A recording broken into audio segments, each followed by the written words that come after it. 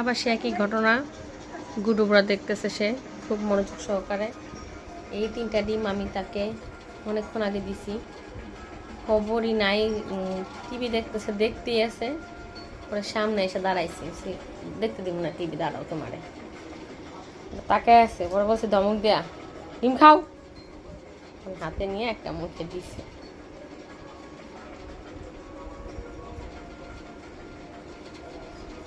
ওই যে আমি সামনে দাঁড়াই দিলে ওই উকি দিয়ে আবার দেখতেছি, ওই যে পাশ দিয়া, এবারে পাশ দিয়া, আবার এই পাশ দিয়ে।